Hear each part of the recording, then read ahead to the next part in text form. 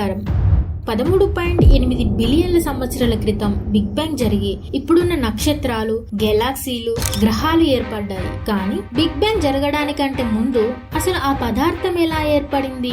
కొన్ని మత గ్రంథాల ప్రకారం మా దేవుడే ఈ ప్రపంచాన్ని సృష్టించాడు అని నమ్ముతారు. ఒకవేళ అదే నిజమైతే మరి ఆ దేవుడు ఎలా సృష్టించబడ్డాడు? చార్లెస్ డార్విన్ సిద్ధాంతం ద్వారా మానవుడు ముందు జంతువుగా ఉండి లక్షల సంవత్సరాలు మ్యుటేషన్ చెంది ఆధునిక మానవుడిగా మారాడు. ఒక మనిషి ఇతర జీవులను కంట్రోల్ చేస్తూ రాజుగా మారి రాచరిక రాజ్యాలను ఏర్పాటు చేసుకున్నాడు. కాలానుక్రమంగా రాచరికం కనుమరుగై ప్రజాస్వామ్య దేశాలుగా మారాయి. కానీ ప్రజలు ముందు నుండి కూడా కింది స్థాయిలోనే ఉన్నారు. బానిసలుగా, వ్యాపారవేత్తలుగా, కూలీలుగా, వెట్టి చాకిరి బందీలుగా ఇలా కింది స్థాయి వాళ్ళను వాడుకుంటూ లాభాల ఆశతో మనిషి పెట్టుబడిదారుడుగా మారి పారిశ్రామిక విప్లవాన్ని ప్రారంభించాడు. గడిచిన 400 సంవత్సరాలుగా పారిశ్రామిక రంగం ఎంతో ఎత్తుకు ఎదిగింది. డిజిటల్ ప్రపంచంలో అడుగు పెట్టాం. ఆ అడుగు చిన్నదేం కాదు, ఊహించలేనంత పెద్దది. ఆ పెద్ద ఛాయాభూతమే AI. ఇప్పుడు ఆర్టిఫిషియల్ ఇంటెలిజెన్స్ కూడా మన డైలీ లైఫ్ లో భాగమైంది. మనిషికి మనిషి భౌతికంగా కాకుండా అంతర్జాలంలో అంతరంగ తరంగాల కమ్యూనికేషన్ పెరిగింది.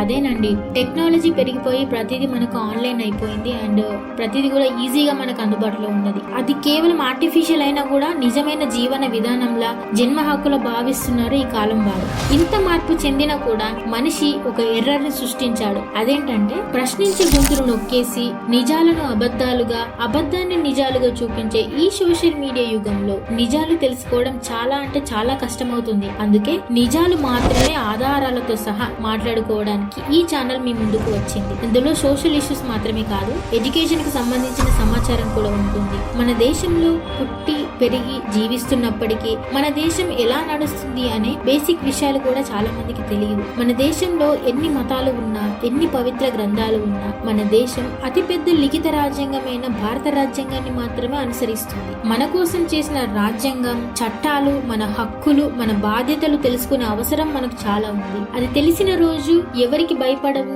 సమాజానికి లోబడవు. మన భారతీయ పౌరులందరూ కూడా చదువుతో రియాలిటీగా ఆలోచించి ఆ రియాలిటీలో జీవించాలనేది నా ఉద్దేశం. అన్యాయం జరగకుండా చూసుకోవాలి అంటే ఎంతో ధైర్యం, తెగువ ఉండాలి. అలా ఉండాలి అంటే చదువు ఉండాలి. చదువు అంటే డిగ్రీలు, పీజీలు చేయడం కాదు, జ్ఞానం కలిగి ఉండడం, అంతకు మించి కాన్షియస్ గా ఉండడం. రాబోయే రోజుల్లో మన ఛానల్ ద్వారా ఆర్థిక పరమైన, విద్యాపరమైన, సామాజిక, రాజకీయ ఇంకా ఎన్నో రంగాల సమాచారం కూడా మన ఛానల్ దొరుకుతుంది. 2600 సంవత్సరాల క్రితమే ఒక గొప్ప వ్యక్తి ఒక మాట చెప్పాడు, తెలిసిన మంచి విషయాన్ని జ్ఞానార్థులకు పంచమని. సో ఇక్కడ మనమందరం కూడా నేర్చుకోవడానికి సిద్ధంగా ఉన్నాం కాబట్టి మన ఛానల్ ని సబ్స్క్రైబ్ చేసుకోండి. త్వరలోనే ఒక కొత్త ఇన్ఫర్మేటివ్ వీడియోతో మీ ముందుకు వస్తాను. Don't miss it and thank you for watching.